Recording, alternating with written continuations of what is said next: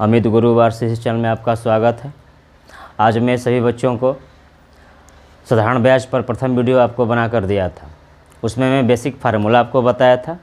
आज मैं उसी के आगे वाला जो टॉपिक है उस पर कुछ ट्रिक हैं, उस पर आज आपको मैं कुछ सवाल बताऊंगा। ध्यान से देखिएगा और इस वीडियो को शुरू से अंत तक देखिएगा। पहला ये ट्रिक क्या है, ध्यान दीजिएगा। सवाल को समझने से पहले आप इस चीज़ को आप जरूर कंटेंट को समझिए। पहली बात, दिया है कोई धन एक निश्चित समय में, समय निश्चित होना चाहिए। यदि कोई धन एक निश्चित समय में साधारण ब्याज की दर से n1 गुना हो जाता है, कौन सा गुना? n1 गुना हो जाता है, तो उसी समय में n2 गुना होने की दर बताइए। ये चीज़ आपको याद रखना है कि n1 कब आएगा, n2 कब आ रहा है। n1 गुना पहले देगा और n2 गुना होने की दर पूछेगा, तो इस स्थिति में जो दर होगा n2 - 1 बटा n1 - 1 गुणा n2। ठीक है। अब इस ट्रिक पर आपका सवाल जो आएगा किस तरह का आएगा, तो ध्यान दीजिएगा। दिया है कोई धन 5 वर्षों में साधारण ब्याज की दर से, वहाँ दिया है निश्चित समय में, तो 5 वर्ष है साधारण ब्याज की दर से, यहाँ भी साधारण ब्याज की दर से है, n1 गुना हो जाता है। यहाँ पर कितना हो जाता है? 2 गुना हो जाता है, तो यहाँ पर n1 का मान क्या है? 2 है। तो किस दर से वह जो धन होगा वह 5 गुना हो जाएगा। तो ये 5 गुना है, वह कौन सा गुना है? n2 गुना। तो n2 क्या है आपका? 5 गुना है। ठीक है। अब इसका दर निकालेंगे तो आप आसानी से इसको कुछ समय में ही बना लोगे। 5 - 1 n2 5 है, 5 - 1 n1 2 है, 2 - 1 और n2 भी क्या है? 5 है। तो 5 में से 1 गया 4, 2 में से 1 गया 1 और गुणा आ गया 5। ये 5 का 20% का ये दर होगा। आपको इस सवाल का आंसर हो जाएगा, कितना हो जाएगा? 20%। कुछ नहीं करना है, बस आपको यही ट्रिक को याद रखना है। यदि कोई धन एक निश्चित समय में साधारण ब्याज की दर से n1 गुना हो जाता है, तो उसी समय में n2 गुना होने की दर क्या होगा? तो एकदम आपको याद रखना है कि n2 - 1 बटा n1 - 1 गुणे n2 होने की दर। तो आपका n2 - 1, तो n क्या है आपका? n2 क्या है? 5 है, n1 क्या है? 2 है। 5 - 1 अपन 2 - 1 इंटू 5, 4 बटा 1 गुणा 5 5 का 20% ये आपका है। ये पहला ट्रिक के हिसाब से ऐसे क्वेश्चन किए जाएंगे। तो इस प्रकार इस ट्रिक पर अगर अनेकों क्वेश्चन आएंगे तो आप इसको आसानी से हल कर सकते हो। अब आ जाइए हम इसकी बात करते हैं। ठीक है। क्या कहा है इसमें? यदि कोई धन निश्चित साधारण ब्याज की दर से, यहाँ पर निश्चित समय था, यहाँ पर निश्चित साधारण ब्याज है, साधारण ब्याज की दर से दिए गए समय में n1 गुना हो जाता है, तो कहा है कि n2 गुना होने में कितना समय लगेगा। वहाँ पर दर पूछा था, यहाँ पर क्या पूछ दिया है बच्चों? समय पूछ दिया है। तो सवाल कैसे मतलब उसको वहाँ उसका टर्निंग पॉइंट क्या होगा, यह आपको देखना है। तो इसमें हम दर निकाले थे, इसमें हम क्या निकालेंगे? समय। और देखो ट्रिक को ध्यान से देखना, थोड़ा सा अंतर है। n2 - n1 बटा n1 - 1 है, यहाँ पे n2 - 1 n1 - 1 है। अंतर क्या है? यहाँ n2 से गुणा है, यहाँ पर n1 से गुणा है। बस इतना ही अंतर रखना है। तो आइए हम इस पर सवाल बनाते हैं। ठीक है। तो देखिए अब इस ट्रिक वाले पर सवाल कैसे आएंगे, तो आप यहाँ हमने सवाल लिखा है। सवाल क्या है? एक निश्चित साधारण ब्याज की दर से, इसको मिलाइए, निश्चित साधारण ब्याज। यहाँ पर आपके क्वेश्चन में साधारण ब्याज क्या होगा? यहाँ पर निश्चित होगा। निश्चित साधारण ब्याज की दर से कोई धन 4 वर्षों में 2 गुना हो जाता है, तो कहा है कि कितने वर्षों में वह 16 गुना होगा। ठीक है। मतलब क्या कहा है कि 4 वर्षों में 2 गुना होगा, तो कितने वर्षों में 16 गुना होगा। तो इस ट्रिक के हिसाब से आप उसको 1 मिनट में बनाओगे। बस याद रखना है कि शुरू में n1 गुना हो जाता है, तो n1 गुना हो जाने का मतलब यहाँ पर n1 क्या है बच्चों? यहाँ पर n1 है क्या? 2। फिर n2 गुना होने में कितना समय? तो यहाँ n2 जो है क्या है? 16 है।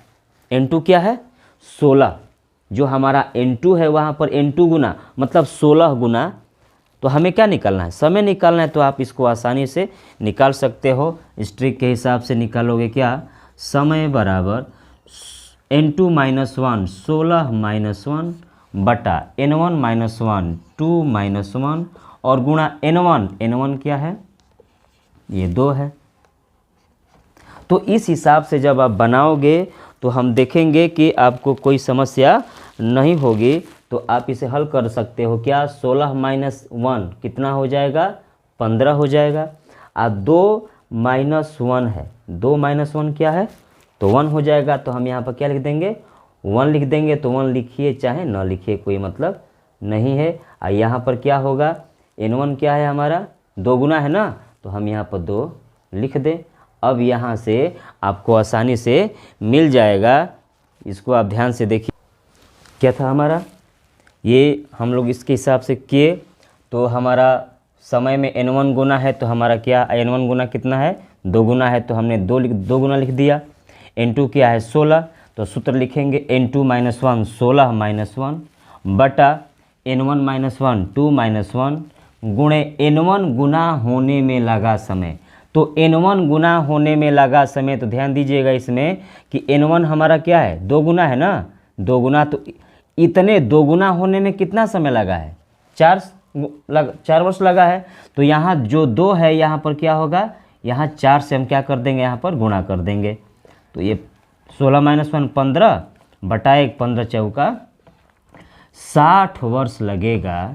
मतलब कोई धन 4 वर्ष में किसी साधारण ब्याज की दर से 2 गुना होता है, तो वह 16 गुना कितने वर्ष में होगा, तो 60 वर्ष में। तो यही आपको याद रखना है कि जो यहाँ पर n1 गुना होने में लगा समय, तो n1 गुना होने में लगा समय क्या है बच्चों, 4 वर्ष है।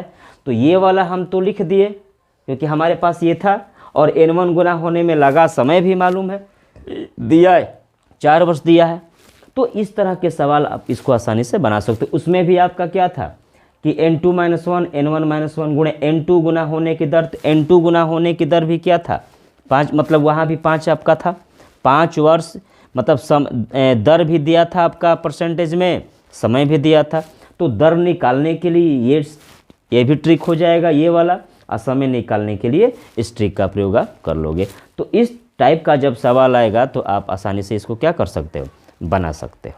आइए इसको आगे देखते हैं। अब आइए यहाँ पर एक है दिया है, यदि कोई राशि 101% ब्याज की दर से T1 समय के लिए, ध्यान से देखिएगा, यदि कोई राशि 101% ब्याज के लिए की दर से T1 समय के लिए, x2% T2 समय के लिए, x3% अगले T3 समय के लिए, ऐसो वन डॉट डॉट हमने करते जाए। मतलब अनेक वर्ष के लिए अलग अलग दर है, उस समय टोटल हमारा ब्याज कितना होगा, जितना अपना हमारा जो मूलधन है उस मूलधन पर अलग अलग ब्याज की दर से अलग अलग समय के लिए हमारा मूलधन के लिए ब्याज कितना होगा, वैसे सवालों को हम इस ट्रिक के हिसाब से हम आसानी से बना सकते हैं। वो ट्रिक क्या है, तो मूलधन बटा 100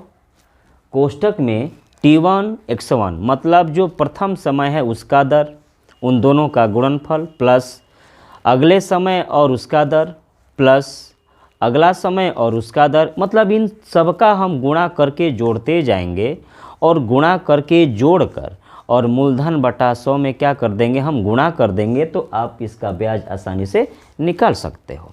अब हमने एक सवाल लिखा है, आप इसको देखिए ध्यान से, आप देखिएगा बहुत आसान है, बन जाएगा। क्या कहा है कि 1000 रुपये की राशि का पहले 2 वर्षों में 5% साधारण ब्याज की दर से, फिर बाद में 3 वर्षों में 8% की दर से और अंतिम 5 वर्षों में 10% की दर से, तो उसका ब्याज कितना होगा। तो आप सीधे निकालोगे साधारण ब्याज बराबर मूलधन आपका क्या है 1000 है और बटा में क्या है 100 है, और कोष्टक में ध्यान दीजिएगा T1 x1 मतलब प्रथम है, तो आपका T1 क्या है, समय है, x क्या है, दर है। तो ये समय 2 वर्ष 5%, तो लिखोगे 2 गुणे 5 प्लस सेकंड वाले में आ जाओ 3 गुणे 8 लिख दोगे, 3 गुणे 8 प्लस तीसरे वाले में 5 गुणा 10 कर दोगे, 5 गुणा 10। अब इसको आसानी से क्या कर सकते हो, बना सकते हो, 2 जीरो से 2 जीरो, क्या बच गया 10, 5 दूना 10, 8 तिरिके 24, 5 दहाइयाँ 50। अब यहाँ 10 है ये है, गुणा इसको जोड़ दो, 50 और 10 आपका क्या हो जाएगा 60, 60 और 24 हो जाएगा कितना 84, गुणा कर दोगे तो 840 रुपया यह आपका कुल ब्याज निकल जाएगा। इस सवाल का ये आपका आंसर है। अगर आप चाहें तो इसको ऐसे विधि से भी निकाल सकते हो जो आपको शुरू में बताया गया कि साधारण ब्याज का सूत्र क्या होता है, मूलधन गुणे दर गुणे समय बटा में 100। तो मूलधन तो हमारा 1000 है और हम प्रथम 2 वर्ष के लिए करेंगे तो प्रथम 2 वर्ष के लिए ये समय हो जाएगा, ये दर हो जाएगा। तो 1000 गुणे 2 गुणे 5 बटा 100 ये प्रथम 2 वर्ष के लिए। फिर आगे हम चलेंगे अगले 3 वर्ष के लिए तो ये समय हो जाएगा, ये दर हो जाएगा। तो 1000 गुणे 3 गुणे 8 बटा में 100। तीसरे आगे वाले चलेंगे तो ये 5 समय हो जाएगा, ये दर हो जाएगा। 1000 गुणे 5 गुणे 10 बटा में 100।